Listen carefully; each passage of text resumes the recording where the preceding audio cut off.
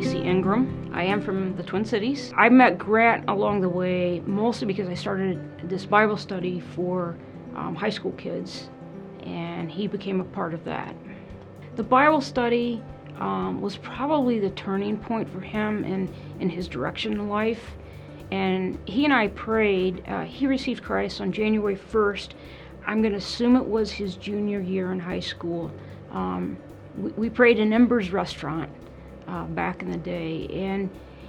And his passion, which is who he is, his walk with Christ just took off. And then our Bible study just grew because he was so excited. He was always bringing high school buddies and stuff to the big group meetings. The marathon class changed him a lot. I think it pretty much transformed Grant. I really think running after Grant accepted Christ was really just one of those added spiritual things that he just felt Christ's presence. We all have ups and downs as Christians, and like myself, Grant had a lot of people placed in his path along his spiritual journey that constantly, really helped him grow, and then he was given that back. I remember reading the letter from a young man that was sent to Chris, his wife, and about how the funeral impacted his life.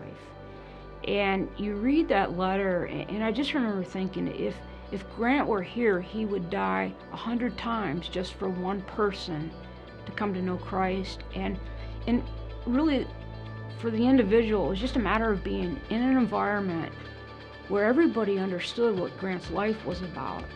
And so when you think of legacy, the run is to emphasize not Grant's past, but everything he was, and that can continue on today.